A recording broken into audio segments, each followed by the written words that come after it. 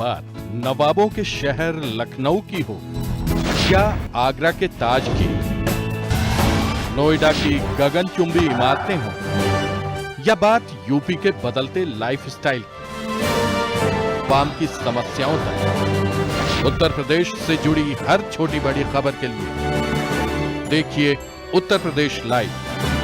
प्रेम प्रसंग में सन के युवक ने 19 वर्षीय युवती निधि को छत से नीचे फेंक दिया।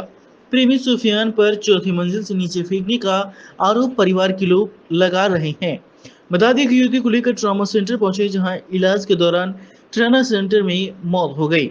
मौत लव जिहाद एंगल से सामने आ रहा है। बग्गा थाना क्षेत्र के जो डूरा कॉलोनी है, वहाँ पर आज एक बच्ची जो कि अपने परिजनों के साथ यहाँ पर रहती थी और इनका कतिपय कारणों को लेके अपने इसी डूरा कॉलोनी में दूसरे ब्लॉक में जो रहते हैं उनसे विवाद हुआ और तत्पश्चात जो इनकी जो छत से गिरने से इनकी मौत हो गई है।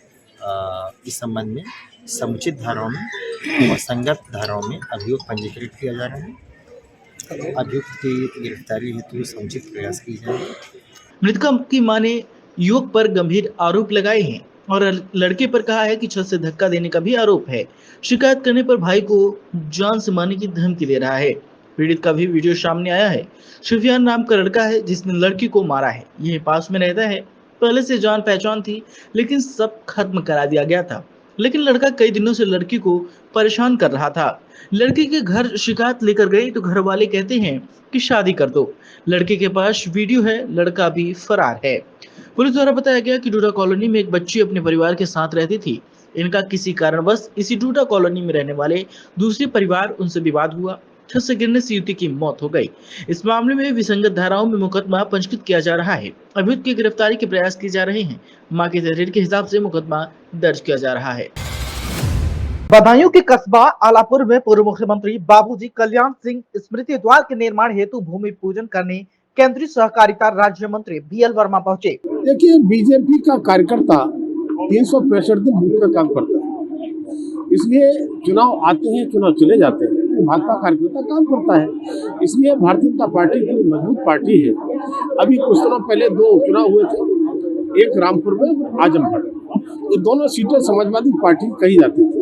समाजवादी पार्टी के लोग इसे अपना गढ़ कहते थे, लेकिन चुनाव में जब परिणाम सामने आया तो उन गढ़ों को भाजपा के कार्यकर्ताओं ने ध्वस्त कर दिया और कमर खिला दिया। तब मैं कह सकता हूँ कि मैनपुरी या रामपुर, मैनपुरी में लोकसभा और रामपुरी में विधानसभा, दोनों सीटों पर बीजेपी के प्रत्याशी कमल खिलाएंगे। भाजपा के कार्यकर्ता कमल खिलाने को आतुर है और हमारी मैनपुरी की जनता और रामपुर की जनता बीजेपी के साथ रहेगी।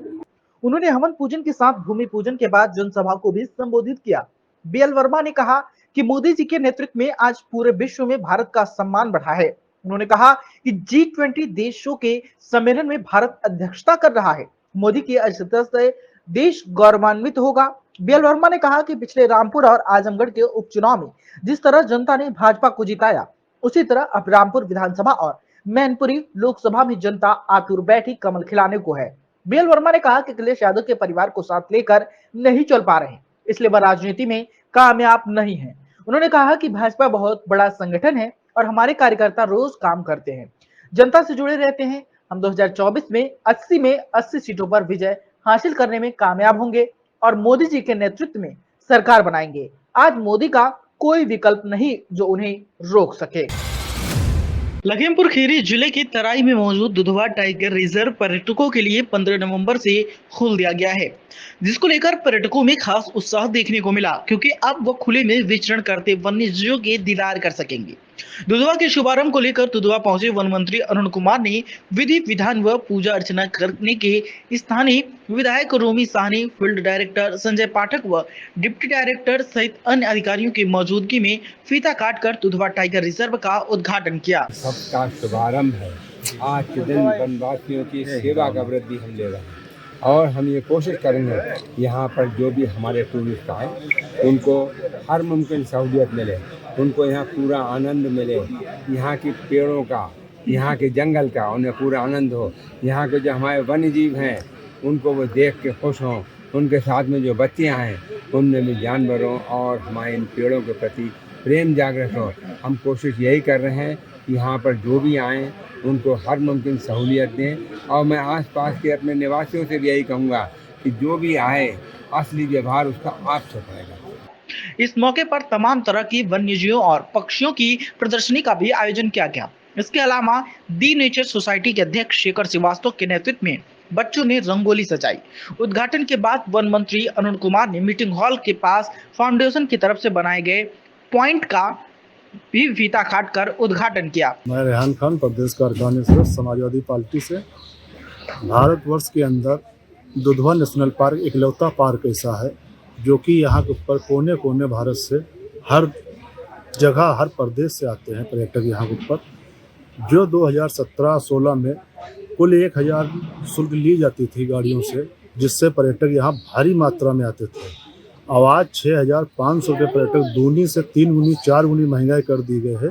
तो पर्यटक कहीं ना कहीं अपने आप में ठगे से महसूस कर रहे हैं और उत्तर प्रदेश को सरकार को इसके बारे में सोचना चाहिए। कम से कम पर्यटकों के ऊपर थोड़ा जो चार्ज लगाए गए इनको हाफ करना चाहिए।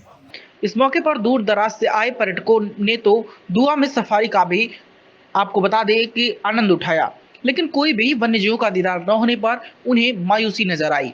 इसके अलावा अब सुविधा शुल्क में बड़ा होने को लेकर पर्यटकों में खासा रोष भी दिखाई दिया, जिससे कहीं ना कहीं अब वन्यजीवों का दीदार करने को लेकर पर्यटकों को भी अपनी जेब ढीली करनी पड़ेगी। कानपुर में डेंगू अपने पैर पसार रहा है लगातार, और जिसके चलते अब बच्चे भी डेंगू की चपेट में आ रहे हैं। वहीं अलर्ट के बाद रोग विभाग में कई डेंगू से पीड़ित बच्चों का इलाज किया जा रहा है, जिसके चलते डॉक्टरों की टीमें लगातार बच्चों की देखभाल में लगी हुई हैं। आपको बताते चले कि जो भी बच्चे हैलट में बुखार से पीड़ित आ रहे हैं उनकी डेंगू की जांच कराई जा रही है। आजकल जितने भी बुखार के बच्चे आ रहे हैं सब में हम लोग डेंगू की जांच करा रहे हैं और कई सारे बच्चों में डेंगू की पॉजिटिविटी आ रही है। डेली 3-4 बच्चे डेंगू पॉजिटिव होकर भर्ती हो रहे हैं अपने यहाँ। कई सारे प्राइवेट लैब से जाँच करा के आ रहे हैं एवं दूर दराज कई हॉस्पिटल से बच्चे रेफर होकर आ रहे हैं। लेकिन यह है कि अभी तक किसी भी बच्चे के हताहत होने की सूचना नहीं मिली है। बच्चे आते ही तुरंत मैनेज हो जा रहे हैं, तो अभी तक कोई कैजुअलिटी नहीं हुई है। वहीं हैलट के बाल रोग विभाग के एचओडी डॉक्टर यशवंत राव ने बताया कि रोजाना 3 से 4 बच्चे डेंगू के हैलट में भर्ती हो रहे हैं। अभी तक हैलट में किसी भी बच्चे को डेंगू से कैजुअलिटी नहीं हुई है। उन्होंने बताया कि लगभग 4 से 7 दिनों में बच्चों को सही किया जा रहा है। अभी तक किसी भी बच्चे को प्लेटलेट नहीं चढ़ाया गया। बच्चों की देखरेख के लिए लगातार डॉक्टरों की टीमें लगी हुई हैं। कानपुर में मोती झील स्थित कारगिल पार्क झील में अगले हफ्ते से लोग गुनगुनी धूप के बीच बोटिंग का लुत्फ भी उठा सकेंगे। इसके लिए फ्लोटिंग जेट्टी बोट आनी शुरू हो गई है। Kanpur smart city limited KCL की तरफ से कारगिल पार्क स्थित विवेकानंद स्मृति का झील में बोटिंग का ठेका झांसी की मनकर्णिका वाटर स्पोर्ट कंपनी को दिया गया है। सर, स्मार्ट सिटी योजना के अंतर्गत कारगिल पार्क में हम लोगों ने पर्यटकों की सुविधा के लिए एक बोटिंग फैसिलिटी प्रारंभ की है। एक्चुअली कारगिल पार्क में सारी सुविधाएं थी, पार्क था, ट्रैक बना हुआ है, मगर इंटरटेनमेंट के लिए कोई ऐसी चीज़ नहीं थी।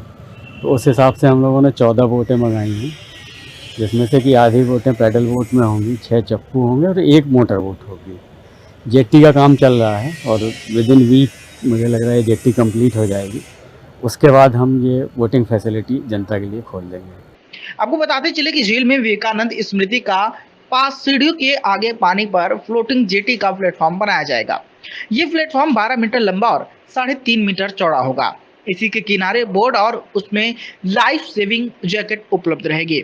KCL के प्रभारी अधिकारी RK सिंह ने बताया कि झील में 14 बोट रहेंगी। इनमें से 7 पैडल, 6 चप्पू और 1 मोटर बोट रहेंगी। वोटिंग का ट्रायल शुरू हो चुका है। जल्द ही शहरवासियों को लिए इसे खोल दिया जाएगा।